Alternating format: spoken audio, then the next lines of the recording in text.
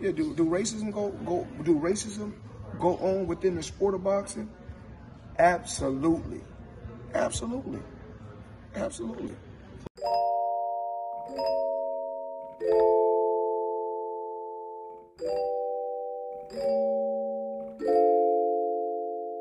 Okay. Hi, you're watching Dante's Boxing Nation.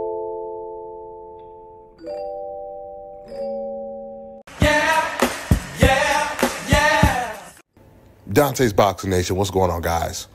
So how is it possible that Teofimo Lopez could say the most racist stuff ever and no boxing website has reported on it? One of the biggest names in the sport of boxing, Teofimo Lopez, can call the best fighter in the sport a monkey, and then go even further by going back and forth with him on Twitter, something that everybody is going to read. And when I say everyone, I'm talking about all the pro boxers, all the pro black boxers. And Teofimo, he basically doubles down by basically calling Crawford a monkey again in the conversation they had. So the rhetorical question is, how is it possible that no major boxing websites are talking about this? They're not reporting it at all. And what makes it even crazier is things are slow in boxing. There's not a whole lot of stuff to report. It's not like it's just a whole bunch of breaking news, a whole bunch of news stories, so this just flies right under the radar. No, things are really, really slow. In any other major sport, I'm talking about football, baseball, basketball, soccer, if any athlete said what Teofimo Lopez said, it would be national news, and in soccer, it would be global news. But like I told you guys, it was a rhetorical question why they're not reporting it, because we all know what time it is. But it's just so crazy when you look at the dichotomy, the double standards, because when it came to Devin Haney, I remember when Devin Haney said I would never lose to a white boy. Man, websites that didn't even cover boxing, they covered that story. None of those websites are covering what Teofimo Lopez just said. And this is something else I want you guys to notice. I want you to really pay attention to this. Notice none of these non-black fans are calling Ryan Garcia or Teofimo Lopez race baiters, right? They're not calling them race baiters. And the reason why I say that is because Teofimo Lopez and Ryan Garcia, what they are doing right now is the actual definition of race baiting. Ever since Teofimo Lopez came out and said that, Terrence Crawford and Javante were a bunch of monkeys, Mexicans and other Latinos are actually repeating it. And I'm telling you, in real life, this kind of stuff causes riots, race riots. And that's why I'm telling you, this is the real definition of race baiting, because you would never see a race riot break out because somebody is exposing racism, because somebody is addressing racism. You only see that when someone is being an open racist, which is very obvious. The only people they call a quote unquote race baiter are black people. Like I said, they don't call Ryan Garcia or Teofimo Lopez that, because that's a code word for what they really want to call black people. Now, and I told you, all this racist stuff that Teofimo Lopez said, it didn't get the media's attention, but it definitely got the black fighters' attention, and things are getting real serious. I mean, it's getting real dangerous for people like Ryan Garcia and Teofimo Lopez. Because I'm going to tell you, man, when you got Keyshawn Davis calling you a racist and what he might do to you when he see you in public, things are bad for Teofimo. What I mean is, once again, Teofimo, he finally made this race baiting shit serious. Teofimo has finally forced black fighters to come out and call Teofimo Lopez what he is. It takes a lot to get black fighters to do that. Now, and I'm going to play this clip of exactly what Keyshawn Davis said about Teofimo Lopez on Fight Hype. But I want to say this, just like the rest of old media, Fight Hype, they didn't even address this situation. They brought up Teofimo's name, but they completely ignored the fact that Teofimo just said some of the most racist stuff you could ever say.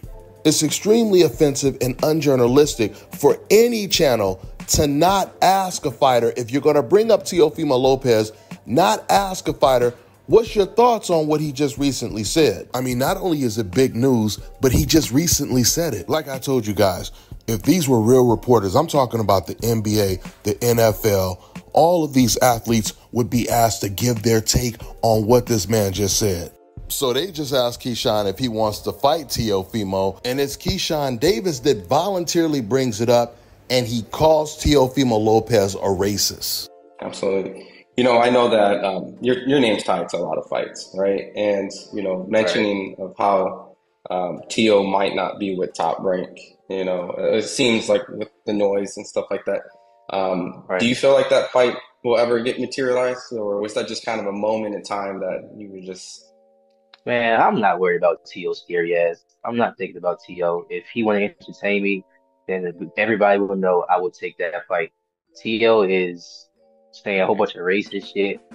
T.O. is just a person I cannot entertain because he would probably be taking me to court if I get around him because I'm gonna have to put my hands on him. But I can't entertain T.O. at all. I can't go back and forth with him on the net because if he says some racist shit like that to me, I don't know how I would take it.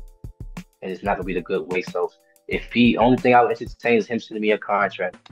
Anything else after that, I'm not entertaining T.O. no more. He's Mr. Irrelevant. That's what I call him. He's Mr. Irrelevant, trying to make his name back relevant. How he used to be when he was doing the Fortnite dances and stuff like that. He's just trying to get himself back in that limelight. And doing saying racist stuff and stuff like that. It's like he don't even care. You know what I mean? I can't get with T.O. at all. Keyshawn said if he said that racist stuff to me, I don't know what I would do.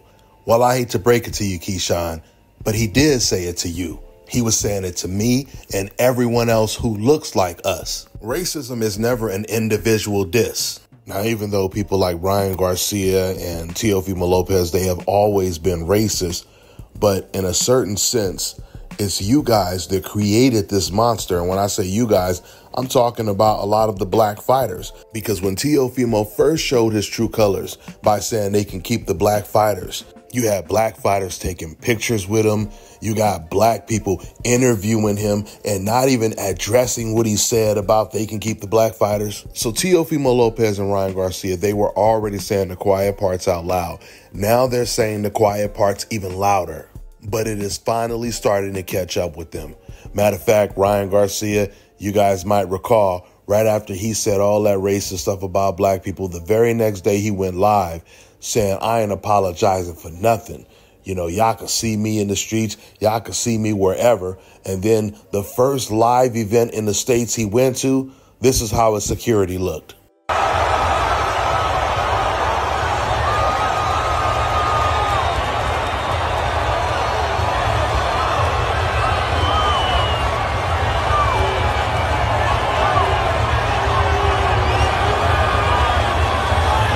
Before Ryan said all that racist shit, he used to walk around the arena solo damn near. And then Ryan, he shared a story where someone came really, really close to hitting him in the head with a bottle, but his security had actually caught the bottle. Sometimes I think people completely get the misconception that we want Ryan Garcia or Teofimo to stop being racist. No, that's not the case at all. They could be as racist as they want. At the end of the day, they're the ones that's going to have to deal with the consequences and repercussions when they end up running into the wrong people when they go to these live events or even when they end up going to the wrong boxing gym. And the crazy thing is, Teo, he knows this better than anybody because he watched his own father get jumped because his father called somebody the N-word at the gym. So the fact that Teo is still talking like this after that incident just goes to show you that he's on a whole different level when it comes to his racism. But here's my thing. If this is the way you feel about black people, stop taking pictures with us. Stop trying to act like you cool with us. That's the part that offends me the most. I mean, you ain't gonna never see Kendrick Lamar right after he dissed Drake take a picture with Drake the next day, right? This is basically what these racists do all the time. We ain't got no problem with you being a racist. Just stay on that side. I mean, don't rep the gang and then act like you ashamed. With that being said, I'm gonna wrap this video up. That's all I got for now, guys. I'm on to the next one. All right, now check this out, guys. If you're looking to repair eczema scars, burns and bruises, dark spots and blemishes, the fever blisters, diabetic ulcers, this right here is the perfect product for you guys. It's called LO Key Face and Body Oil. Athletes and top-ranking boxers, they're also using it after training to reduce swelling, inflammation, and to ease the pain. So get yours today. Go to LODkey.com. Like them on Facebook and follow them on Instagram. Let me tell you guys about Issa Israel Law Firm. It is a full-service legal practice based in Denver, Colorado, an emerging hub for combat sports and high-altitude training. If you're a fighter inside or outside of the ring and you need a law firm you can trust to fight for you, visit thefighterfirm.com or email help@iilawfirm.com. Legal representation is usually limited to plaintiffs or defendants in Colorado, but iFirm can help anyone in the world with trademarking their business name, logos, and U.S. immigration issues. This brother has been my attorney for a while and helped guide me through all kinds of business and civil issues, so make sure you guys go to thefighterfirm.com.